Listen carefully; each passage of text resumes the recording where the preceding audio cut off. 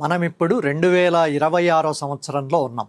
కానీ భారతీయ ప్రాచీన కాల గణన ప్రకారం మనం ఏ కాలంలో ఉన్నామో తెలుసా?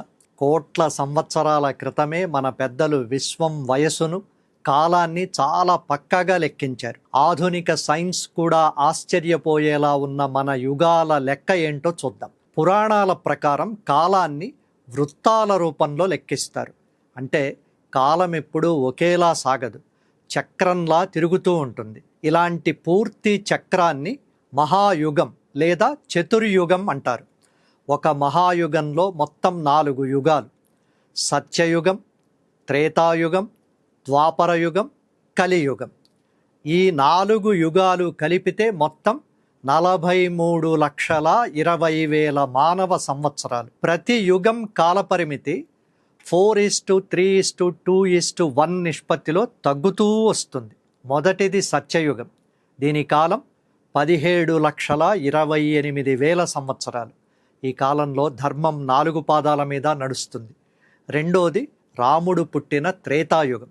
దీని కాలం 12,96,000 సంవత్సరాలు. ఇక్కడ ధర్మం 3 పాదాల మీద ఉంటుంది. మూడోది కృష్ణుడు నడయాడిన ద్వాపరయుగం. దీని కాలం 8,64,000 సంవత్సరాలు. ఇక్కడ ధర్మం 2 పాదాలకే పరిమితం. చివరిది ప్రస్తుతం మనం జీవిస్తున్నది కలియుగం. దీని మొత్తం కాలం కేవలం 4,32,000 సంవత్సరాలు.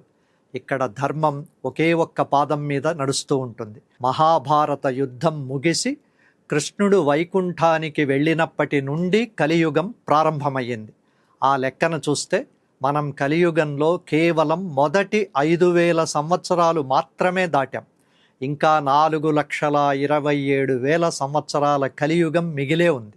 కలియుగం పూర్తయ్యాక మళ్ళీ సత్యయుగమే మొదలవుతుంది. ఈ సృష్టి లయం అన్నవి ఇలా నిరంతరం సాగుతూనే ఉంటాయి. ఇలాంటి మరిన్ని వీడియోల కోసం ధాత్రి టీవీని సబ్స్క్రైబ్ చేసుకోండి. ఫేస్బుక్, ఇన్స్టాగ్రామ్, ఎక్స్లో ధాత్రిని ఫాలో అవ్వండి. మీ విలువైన అభిప్రాయాలను కామెంట్లలో పోస్ట్ చేయండి.